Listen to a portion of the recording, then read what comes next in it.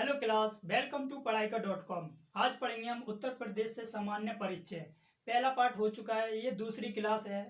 दूसरी क्लास में पढ़ेंगे प्राचीन काल के बारे में। ठीक है, शुरू करते हैं दोस्तों। क्लास देख लेते हैं।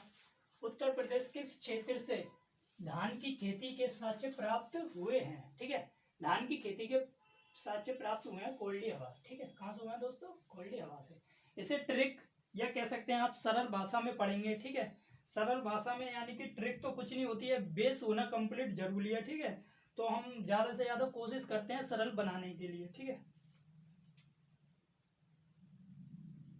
देख लेते हैं यहाँ पे धान की खेती। जब धान की खेती होती है तो जो उसका स्टोरेज होता है धान का, यानी कि जितना भी स्टोर होता है धान का, वो कहाँ रखा जाता है दोस्तों? कोल्ड में रखा जाता है। ठीक है, कोल्ड स्टोरेज में रखा जाता है। ठीक है, तो यहाँ से ट्रिक हो जाएगा आपका, धान की खेती के साक्ष्य कहाँ से मिले? कोल्ड हवा से। ठीक है, दूसरा क्वेश्चन देख लेते हैं दोस्तों।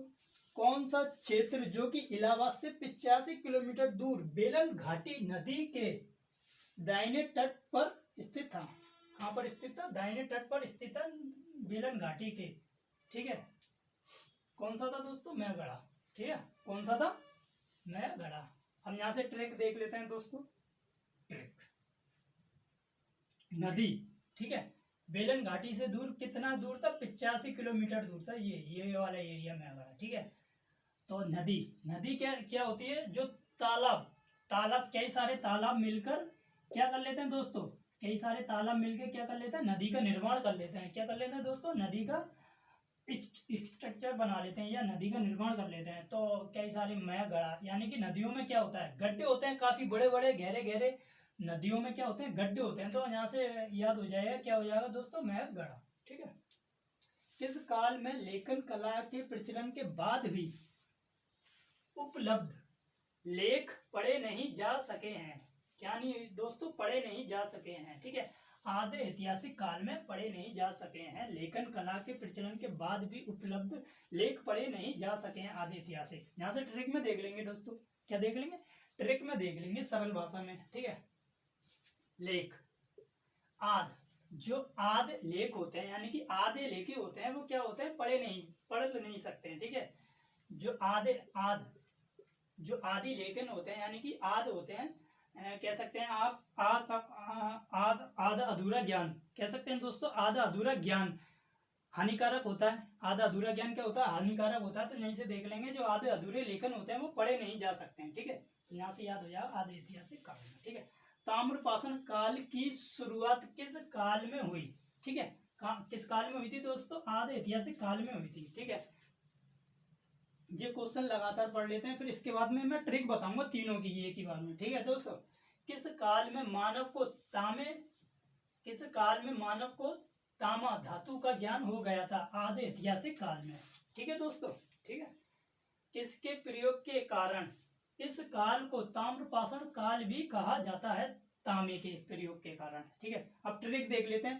ताम्रपाषाण काल की शुरुआत किस काल में हुई थी? आधे ऐतिहासिक काल में। ठीक है, इसकी ट्रिक है ताम्रपाषाण। ठीक है, ताम्रपाषाण यानी कि ये किसके नाम पे रखा गया? ताम्रपाषाण तांबे के नाम से। ठीक है, तो ताम्रपाषाण के काल की शुरुआत कब हुई थी? आधे ऐतिहासिक काल में। यहाँ से याद हो जाएगा। ठीक है, किस काल में मानव को तांबे के धातु का ज्ञान हो गया था? आधे ऐतिहासिक काल में। ठीक है, यहाँ से ये देखो, ताम्रपाषाण तांबे पे रखा गया था। किसका?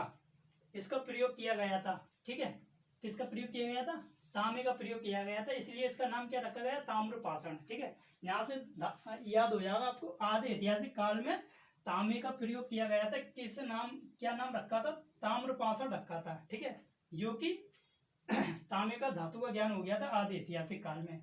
धातु का ज्ञान हुआ। ठीक है, जब यानी मानव ने धातु के तामा था, ये तामा था, इसका ज्ञान लेने के लिए जब इसका ज्ञान करा आधे ऐतिहासिक काल में, तो क्या नाम रखा था? ताम्रपाषाण काल रखा था। ठीक है, तो यहाँ से दोस्तों याद हो जाए, ताम्रपाषाण काल की शुरुआत किस काल में हुई? आधे ऐतिहासिक काल में।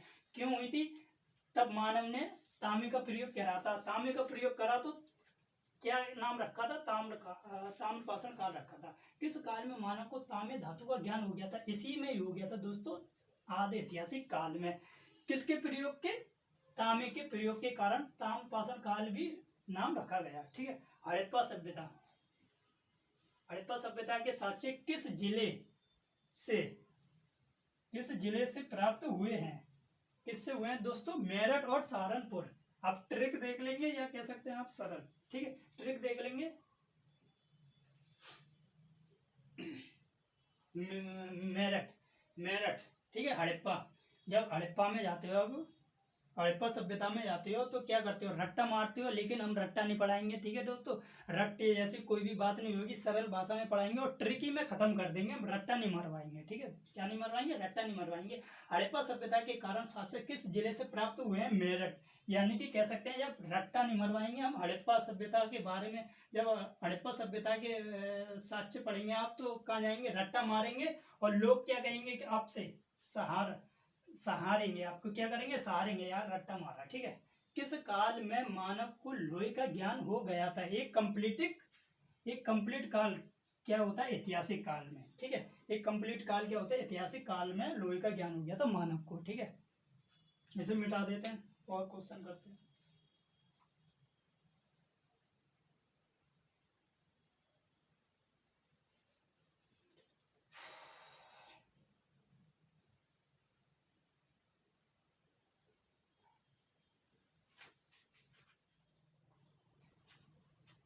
और देख लेते हैं, यहाँ पे 2 क्वेश्चन रह गए थे प्राचीन काल से हमारे। किस काल में उत्तर वैदिक सभ्यता का विकास हुआ था? ऐतिहासिक काल में, ठीक है। उत्तर वैदिक सभ्यता का विकास हुआ था, ये कंप्लीट काल जो कि ऐतिहासिक काल में, ठीक है। मानव विकास का वह काल जिसके लिखित विवरण प्राप्त हुए हैं ऐतिहासिक काल में। कहाँ पे दोस्तों? ऐतिहासिक काल में। यानी कि मानव विकास का लिखित विवरण हुआ है केवल ऐतिहासिक काल में, और किसी में नहीं हुआ, ठीक है। अब आया था महाजनपद काल। दोस्तों महाजनपद काल के बारे में पढ़ लेते हैं, ठीक है। महाजनपदों का सर्वप्रथम उल्लेख किस धर्म के ग्रंथ अंगुत्तर निकाय में मिलता है? बौद्ध धर्म का, ठीक है। किस में मिलता है? बौद्ध धर्म का, ठीक है। यहाँ से इसे शॉर्ट में देख लेंगे, ठीक है। क्या देख लेंगे? शॉर्ट में देख लेंगे यहाँ से। अंगुत यानी कि अंगुत्तर निकाय। अंग, बौद्ध धर्म के अंग में क्या बसा था?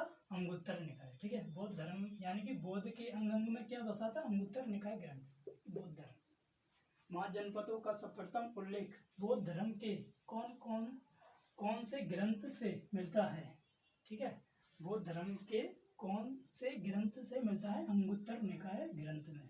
किसमें दोस्तों? अंगुत्तर निकाय ग्रंथ में। अंग में क्या बसा था? बौद्ध धर्म के अंगुत्तर निकाय बसा था। महाजनपदों के अनुसार भारत कुल कितने महाजनपदों में विभाजित है? यानी कि क्वेश्चन क्या कह रहा है दोस्तों? महाजनपदों के अनुसार भारत कुल कितने महाजनपदों में विभाजित है? 16 महाजनपद हैं, ठीक है। भारत में 16 महाजनपद हुआ करते थे, ठीक है। जो कि जिसमें कि 15 महाजनपद उत्तर भारत में, 15 महाजनपद उत्तर भारत में था, और एक कहाँ पे था? दक्षिण भारत। यानी कि एक कहाँ था? महाजनपद दक्षिण भारत में था, ठीक है। एक कहाँ था? अस्मक दक्षिण भारत में था, ठीक है। उत्तर भारत के 15 महाजनपदों में से कितने महाजनपद उत्तर प्रदेश में थे? ठीक है, 15 महाजनपदों में से, यानी कि उत्तर भारत के 15 महाजनपदों में से उत्तर प्रदेश में कितने महाजनपद थे? 8 महाजनपद थे, ठीक है। 8 महाजनपद थे, ठीक है। 8 महाजनपद थे, वर्तमान में यूपी में, उत्तर प्रदेश में थे, ठीक है। अब पढ़ लेते हैं। उत्तर प्रदेश में स्थित 8 महाजनपद, उनका संक्षिप्त विवरण देख लेंगे, ठीक है। कुरु एक कौन सा राज्य था? कुरु एक कौन सा राज्य था? लघु राज्य था। कुरु क्या था? एक लघु राज्य था। कुरु क्या था दोस्तों? एक लघु राज्य था, कह सकते हैं छोटा राज्य, ठीक है। कुरु के प्रमुख शासकों का क्या नाम था?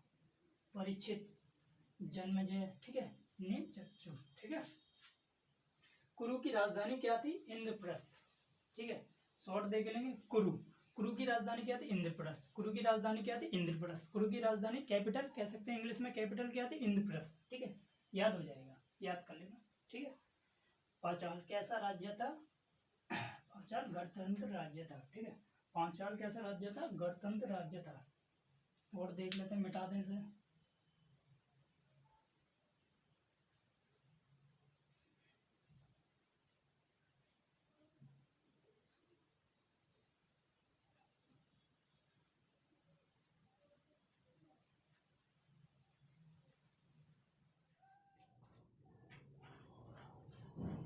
और देख लेते हैं दोस्तों क्वेश्चन।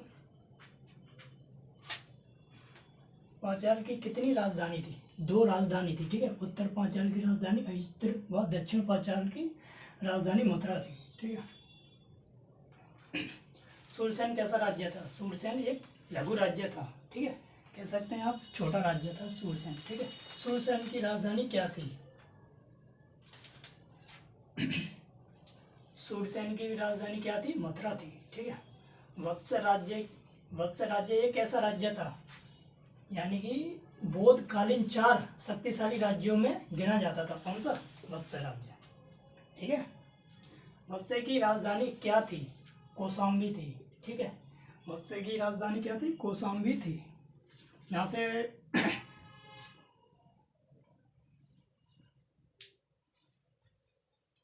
ट्रिक देख लेते हैं आप यहाँ से, ठीक है। कौशाम्बी राजधानी जाती है, ठीक है। कौशाम्बी राजधानी जाती है, किससे जाती है? बस से जाती है। कौशाम्बी राजधानी जाती है, किससे जाती है? बस से जाती है, ठीक है। कौशल राज्य की कितनी राजधानी थी? कौशल राज्य की कितनी राजधानी थी या है, ठीक है। कौशल राज्य की कितनी राजधानी थी? 2 थी, ठीक है। पहली थी श्रावस्ती और दूसरी थी कुशावती, ठीक है। इसे शॉर्ट में पढ़ लेते हैं, ठीक है। इसे शॉर्ट में पढ़ लेते हैं। कैसे पढ़ेंगे? कौशल कहाँ रहता है? श्रावस्ती में रहता है, ठीक है। कौशल कहाँ रहता है? श्रावस्ती में रहता है। श्रावस्ती और खुश रहता है। क्या रहता है? खुश रहता है।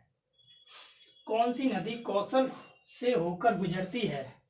कौशल से होकर गुजरती है सरयू नदी, ठीक है।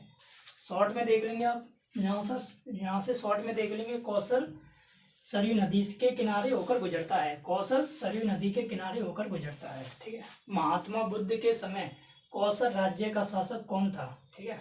महात्मा बुद्ध के समय कौशल राज्य का शासक कौन था? प्रसेनजीत था, ठीक है। प्रसेनजीत था। इसे शॉर्ट में देख लेंगे। महात्मा बुद्ध ने आदेश दिया कि तुम जीत जाओगे, ठीक है। महात्मा बुद्ध भगवान ने आदेश दिया इस शासक को कि तुम जीत जाओगे, ठीक है। तुम जीत जाओगे और प्रसन्न हो जाओगे, ठीक है। तुम जीत जाओगे और प्रसन्न हो जाओगे, महात्मा बुद्ध ने, ठीक है। यहाँ से हो जाएगा आपका। मल्ल राज्य की 2 राजधानी थी, ठीक है। मल्ल राज्य की कितनी राजधानी थी? 2 राजधानी थी। पहली थी कुशीनगर, दूसरी थी पावा, ठीक है। यहाँ से शॉर्ट में देख लेंगे। मल यानी है मल जब नहाता है तो मल के नहाता है और पैर पे रगड़ता है, ठीक है। पाँव यानी कि पाँव पर रगड़ता है, खुशी खुशी नहाता है, ठीक है। मल जब नहाता है तो मल कर महल को रगड़ता है और पाँव को भी रगड़ता है, खुशी खुशी नहा लेता है, ठीक है। महात्मा बुद्ध की मृत्यु कौन से राज्य में हुई थी? ठीक है। महात्मा बुद्ध की मृत्यु कौन से राज्य में हुई थी? मल्ल की राजधानी कुशीनगर में, ठीक है। और यहीं पे देख लेंगे दूसरा मिलता हुआ क्वेश्चन है, महावीर स्वामी की मृत्यु किस राज्य की राजधानी में हुई थी? मल्ल की राजधानी पावा में हुई थी, ठीक है। महात्मा बुद्ध की कुशीनगर में, ठीक है। और महावीर स्वामी की मल्ल की राजधानी पावा में, ठीक है। वाराणसी राजधानी किस राज्य की थी? वाराणसी राजधानी किस राज्य की थी? काशी की थी, ठीक है। ठीक है दोस्तों, काशी की थी, ठीक है। काशी राज्य के प्रमुख शासक कौन थे?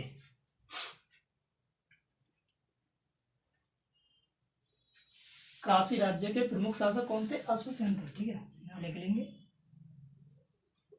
अश्वसेन थे, ठीक है। अश्वसेन थे, ठीक है।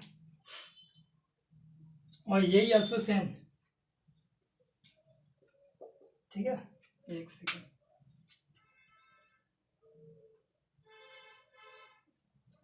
ये इन्हीं के बारे में अगली क्लास में पढ़ेंगे।